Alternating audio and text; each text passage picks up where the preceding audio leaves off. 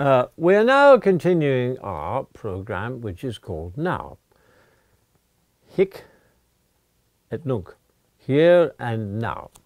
So, as we have been repeating ourselves quite often, we want to point out that the Catholic Church is something which is contemporaneous with the time. We are, as Catholics, we are contemporary.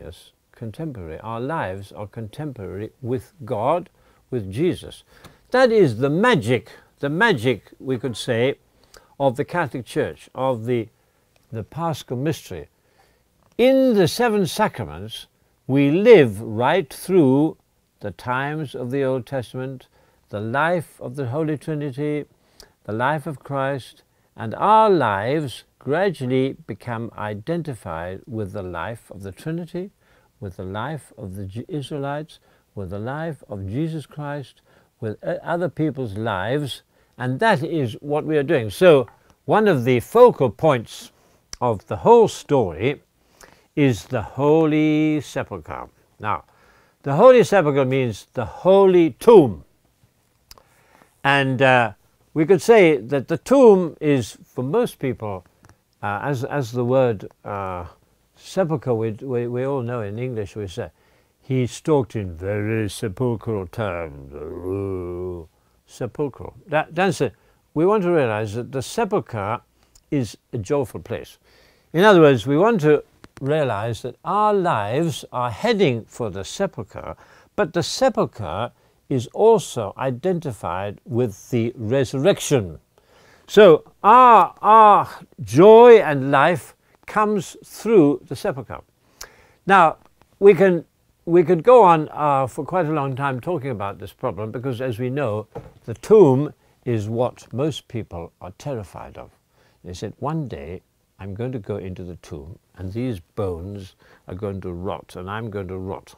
But the singular thing about this Holy Sepulchre, as Jesus Christ was placed in the Holy Sepulchre, his bones and his flesh were the same as ours. According to all natural law, he should have rotted away. But the extraordinary thing is that on the third day, in a flash, because of supernatural energy, you could use the similarity of the word called singularity. What is the word singularity? We're all familiar with atomic terms. At the great Big Bang, which we say the universe started off at the Big Bang, just after the Big Bang, there was what is known as a singularity. The singularity is, most people describe it as things being so dense that they have infinite value. Because what happens at the Big Bang, presumably, we weren't actually there, presumably at the Big Bang, that everything was enclosed in a very, very small space, and then suddenly, from this old space, the explosion took and the universe came into existence. So that was they call it a singularity. The thing is so intense that it actually holds within itself, like at the beginning of the Big Bang, the whole of the universe. So we could say that the Holy Sepulchre contains the Big Bang. How come? Well, the Holy Sepulchre is because Jesus Christ, we could use the same terminology. We could say Jesus Christ was God. Jesus Christ is infinite. He encompasses everything. But what he did was he chose to come down to a certain place. And that place is this, the Holy Sepulchre. That is why it is so important to the history of the universe. The Holy Sepulchre, maybe we could say in history, it's the most important place in the whole of the universe. Why is this? Because it contained the singularity of God becoming man in one place. He's this one man, the same as me, the same as you. He had blood, eyes, nose, and he was placed in one place.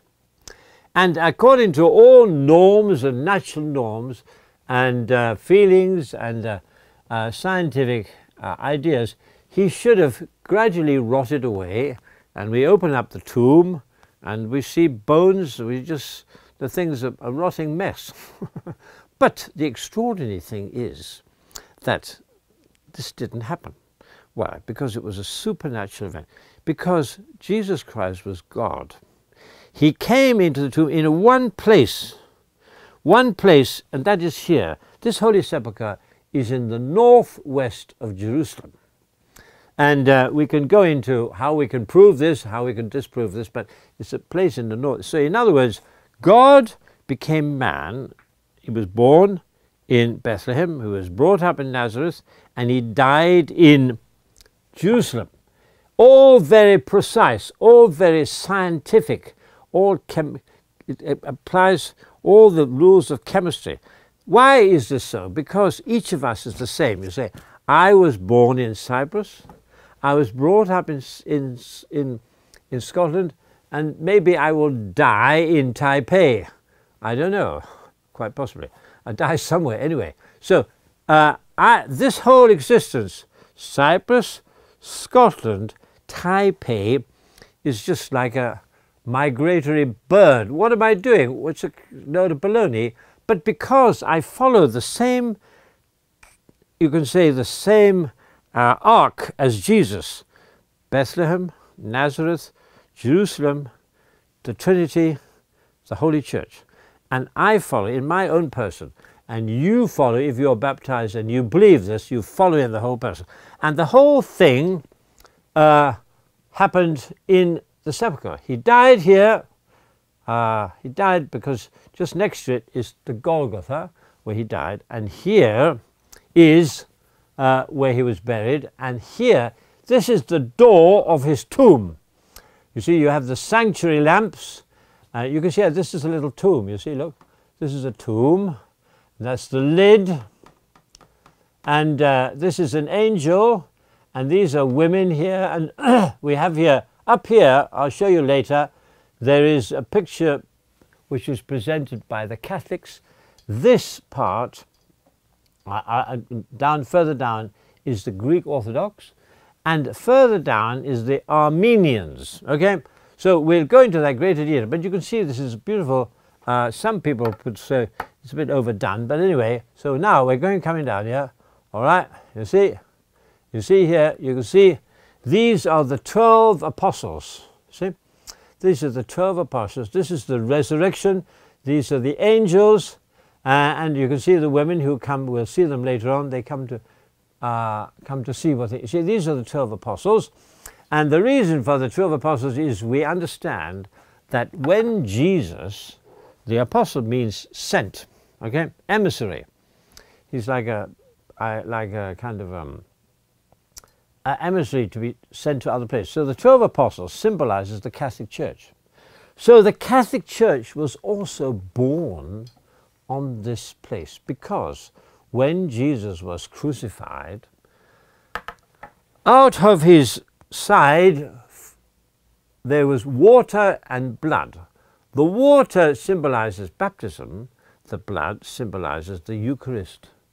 And that all composed together with the 12 apostles, we have the bishops.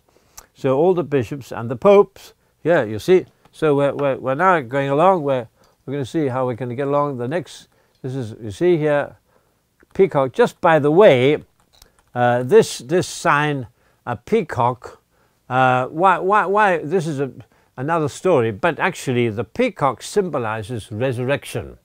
It's a symbolizer of peacock resurrection. I apologize. Anyway, so now what we do is the Day of Atonement, Yom Kippur. You see here now. Look.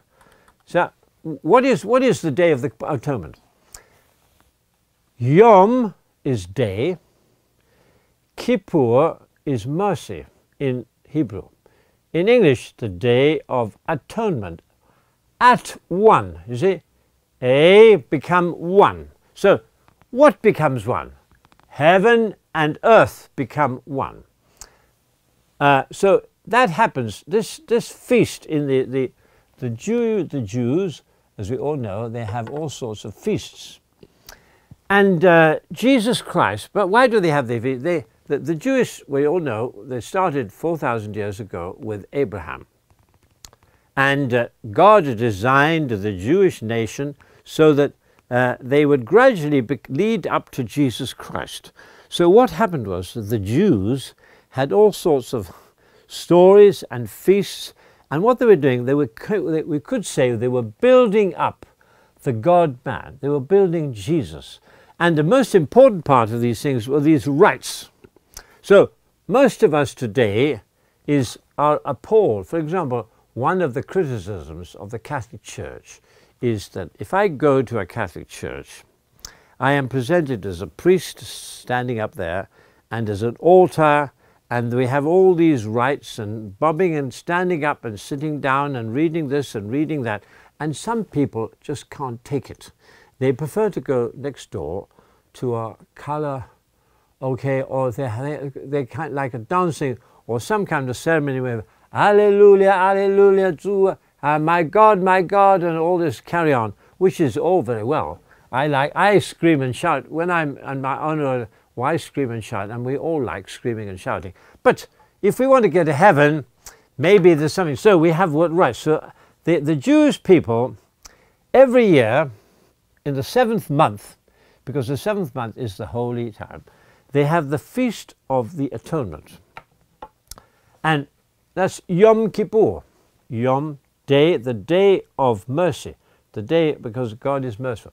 And what happens is that we haven't got a picture here, but we should have a picture here of the temple. And in the temple, you have what is known as the Holy of Holies. And you have on the Holy, we'll see later on down here, we'll see the thing. We'll see in the Holy of Holies, there is the Ark of the Covenant. And the Ark of the Covenant is the locus classicus, the principal place of heaven and earth. Okay, and the high priest of the Jews, once a year, used to go into that place and put the blood of animals on the ark. And that was represented, the blood of the animals represented the life of the Jewish people. And the ark presented God. So the life of the Jewish people touched God, and God purified them. Their sins were forgiven, so they became at one. Originally, the Jews were here, God was here, the Jews were sinful, and they approached God on the Ark of the Covenant, the lid of the covenant, and when the blood touches the lid of the Ark of the Covenant, the Jewish people are purified, and because they are purified, they become at one with God. Now, that is the Yom Kippur on the day, and that's in English is the Day of the Atonement, and in Hebrew it's called the Day of Mercy, Kippurim, because the Kippurim, as we will see lightly, is the lid of the Ark of the Covenant. And we've probably heard about the Yom Kippur War, the 6-day war, I think it was 1969, I can't remember, when during the night all the Arab nations attack the Jews, and to start off the Jews were at a disadvantage, but they soon took over, and in 6 days they had a great victory. That was the day, the Yom Kippur War, the 6-day war.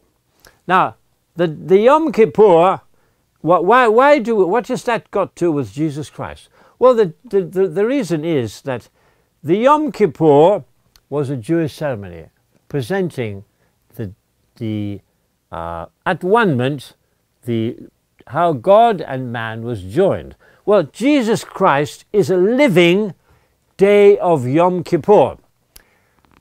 Jesus Christ's whole life was building this link between man and God. So he was a living day of Yom Kippur.